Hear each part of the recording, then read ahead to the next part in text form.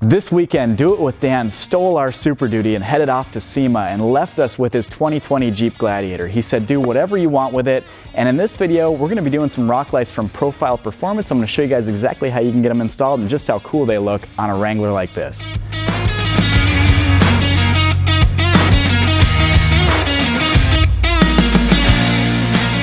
Now, when you choose this kit on the website, you have a few different options when it comes to controllers. You can do the Morimoto XBT Bluetooth controller, and that's exactly what we're doing today. It works well with your phone, and it allows you to control the RGB rock lights really well. So, we're gonna get these things mounted in the wheel wells, and we're gonna show you guys exactly how we do that. We're gonna run the wiring forward, connect it to this, and I'll show you just how cool it looks. Now, the first step in doing a rock light install like this one is actually mounting the rock lights themselves. And the cool part about these kits is they have an optional magnet mount that you can do if you wanted to run these same pods on your frame or on different suspension components, totally up to you. In this case, with this Jeep Gladiator, we're actually just gonna mount them to the wheel liner. We're gonna do 2 per wheel liner, so 8 total lights, and see where that gets us. If we wanna add more lights later, we certainly can. The first one we're gonna install is gonna be right up here. And we're gonna try to do this the exact same way for both the driver front and passenger front wheel liners. We'll have to do it a little bit different in the rear. This will get us started up front. We're gonna drill a hole for our wiring to pass through, and then we'll get these pod lights mounted. Next, I can pass the wire plug on the rock light itself through the hole I just drilled. Now, with the wiring somewhat ran where I want it, I can go ahead and get the light mounted. Now, just bear in mind, when you're doing this at home, what I'm showing you guys is really a general guide on how to install these rock lights. Depending on how you want them installed and where you end up mounting them, your install is going to look totally different than mine. Like I said, this is a general guide. So, the light's going to look pretty good right there. I'm going to get that mounted with some Phillips screws. As you can see, that's not going to go anywhere, and it's going to give us light exactly where we want it. After mocking the light up on the rear of the flare, I like this position here. It's going to give us a lot of light flood on the suspension and the wheels when they get upgraded as well. So now that it's been mocked up, I'm going to go ahead and drill my hole for my wiring, pass your wiring through, and really right now I'm just routing the wiring toward the engine bay. I know my controller is going in the engine bay somewhere. I'm not sure where just yet.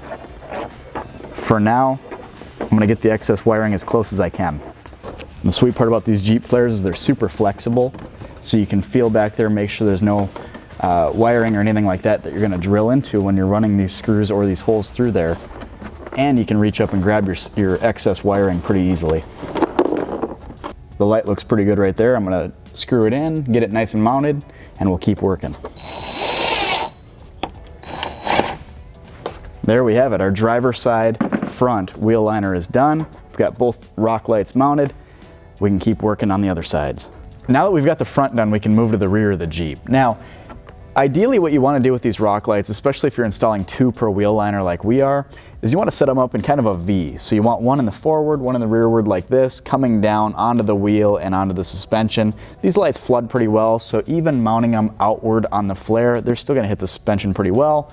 Our goal here is to install these lights and have them be as hidden as possible, but still as bright as possible. It's a big reason why we're not running them down here. We don't want to be able to see them, we don't want to see the wiring, we want it to be a very stealthy look and still be very bright. After mocking up the rear pod, it looks like it's going to fit here really well. Drill my hole for the wiring like this.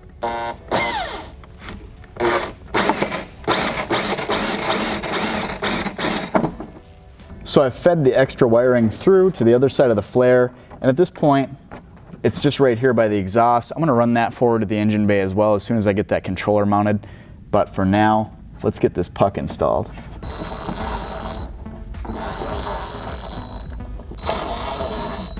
Now with the first rock light installed, we can do the second one. That one's going to fit really nicely right here. So once you've got it about where you want it, go ahead and drill your hole for the wiring.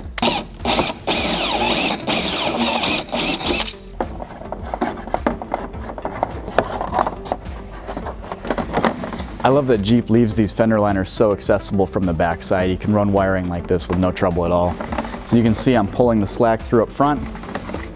And now, just like we've done with the other rock lights, we can attach this to the wheel liner. There we have it. So, we've got our pod lights installed. Let's run the wiring up front and figure out a place to put our controller.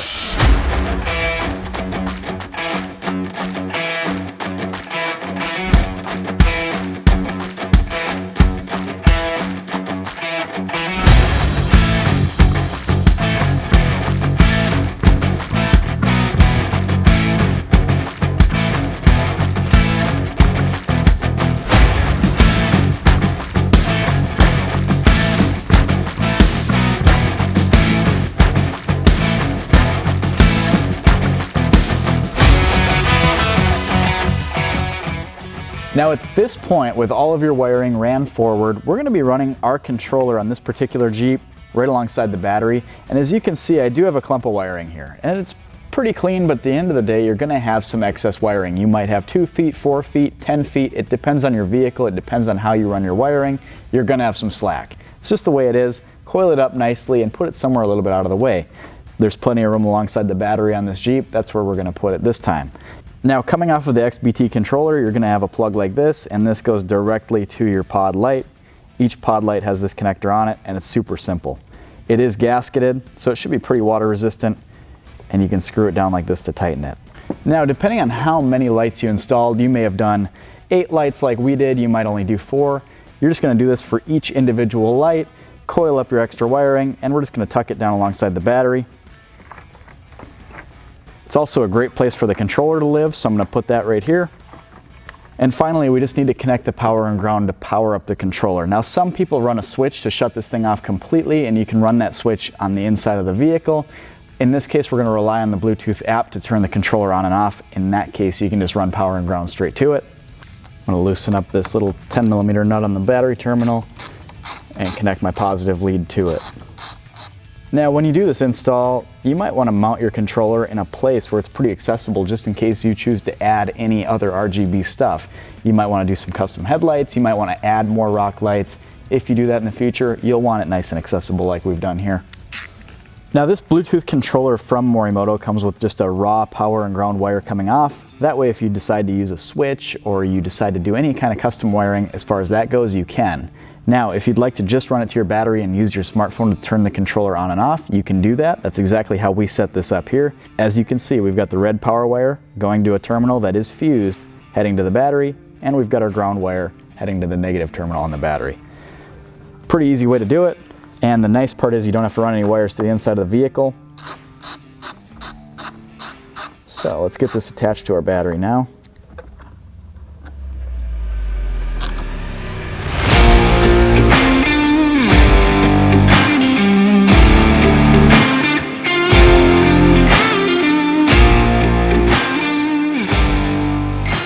This was one of the easiest RGB rock light kits I've ever installed on this channel. The Bluetooth controller itself works great, it paired quick to my phone, and we didn't have any crazy splicing or wiring to do either. As you can see, you just mount the puck lights, run them to the front of the vehicle, and away you go. Now, we've got a ton of different projects planned for this particular Jeep Gladiator, and I'd love for you to see them. If you need any headlight upgrades, fog light upgrades, auxiliary lighting for your Jeep Gladiator, we've got a ton of videos coming out, and you have to see them. Please subscribe. Thanks for watching.